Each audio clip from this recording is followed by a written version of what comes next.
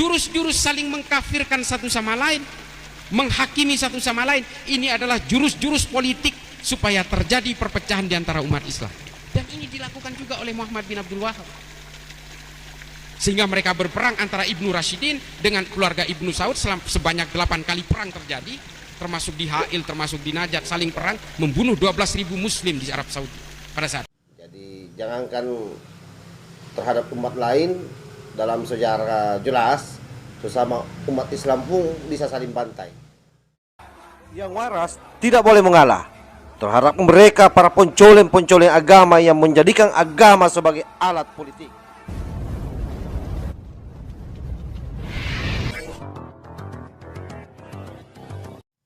Assalamualaikum warahmatullahi wabarakatuh. Salam sejahtera buat kita semua. Om Swastiastu, Namo Buddhaya, Rahayu. Sahabat-sahabatku semua dimanapun juga berada, apa yang disampaikan oleh Gus Islah Bahrawi saya kira sesuatu yang sangat luar biasa. Dari bagaimana beliau menerangkan tentang efek daripada gesekan politik sesama umat Islam yang kemudian menewaskan puluhan ribu umat Islam selama perang di Arab Saudi ketika Ibnu Saud ingin merebut kekuasaan di Arab Saudi.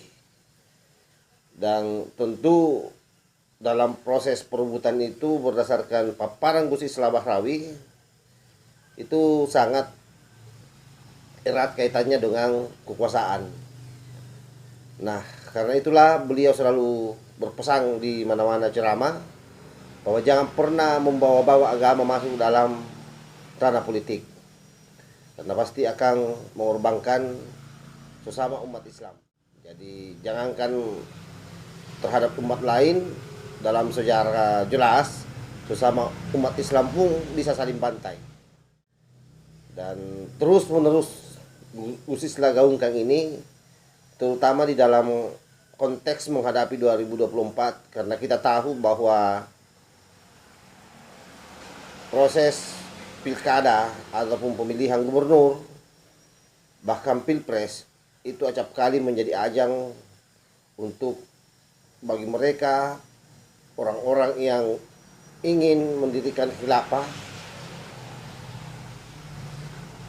Dia akan jadikan panggung-panggung politik tersebut untuk mengusung calon dengan menggunakan cara-cara yang menurut saya tidak etis, karena menggunakan politik identitas. Dan saya punya keyakinan 2024 itu akan terjadi. Seperti apa paparan Gus Islah Bahrawi? Kita simak bersama-sama. Ada 8 kali perang di antara sesama orang Islam di Arab Saudi hanya untuk kemerdekaan Saudi, untuk supaya Ibnu Saud menjadi pemimpin, yang menewaskan 12.000 muslim di Mekah dan Madinah. Coba bayangin. Jurus-jurus saling mengkafirkan satu sama lain, menghakimi satu sama lain, ini adalah jurus-jurus politik supaya terjadi perpecahan di antara umat Islam. Dan ini dilakukan juga oleh Muhammad bin Abdul Wahab. Sehingga mereka berperang antara Ibnu Rashidin dengan keluarga Ibnu Saud sebanyak 8 kali perang terjadi, termasuk di Ha'il, termasuk di Najat, saling perang, membunuh 12.000 muslim di Arab Saudi pada saat itu. Dan dimenangkan oleh kelompok Ibnu Saud karena dibantu oleh pasukan Inggris. Salah satu yang terlibat di situ adalah MI6, agen rahasia Inggris bernama Lawrence, yang hari ini kita kenal dengan Lawrence of Arabia. Ini agen Inggris. Kalau mereka tidak bekerja sama dengan Inggris, bisa jadi kalah oleh keluarga Ibnu Rashid. Dan sejarah berkata lain. Wahabisme kemudian sampai ke negara ini karena Ibnu Saud yang berkuasa di Arab Saudi. Ini yang harus kita pahami semua. Jadi kalau hari ini mereka mengatakan paling otentik tapi sembari mengkafir-kafirkan sesama Islam, ini omong kosong. Nabi nggak seperti ini. Kalau mau menjaga otentisitas ajaran Nabi, ya tidak boleh mengkafir-kafirkan orang, menghakimi orang, menerakakan orang. Ini kan gayanya mereka ini. Kita orang-orang NU disebut ahlul bid'ah, disebut sebagai penyembah kuburan. Ya kan? Ini yang dilakukan oleh mereka. Lalu mereka mengatakan, sayalah ajaran Nabi yang paling otentik, paling orisinal. Nabi juga begitu dulu.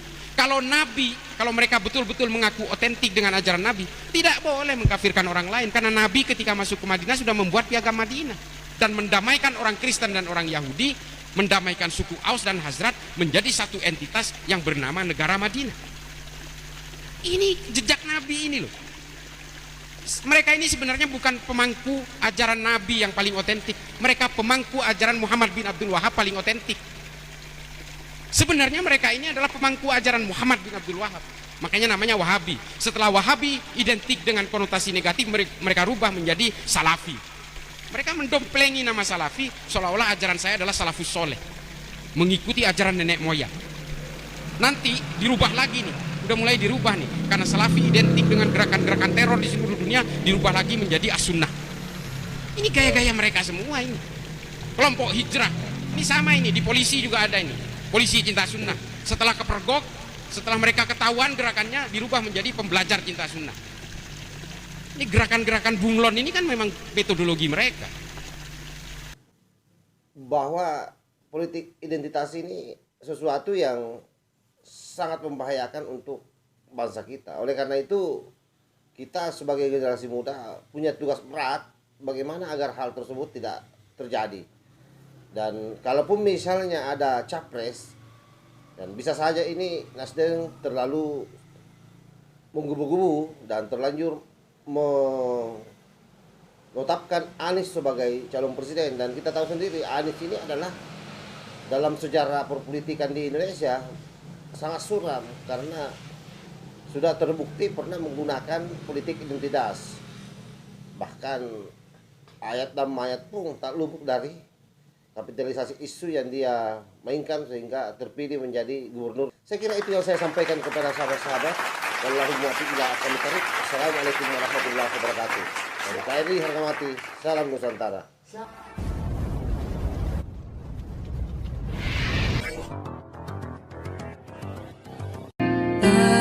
Tanahku yang ku cintai,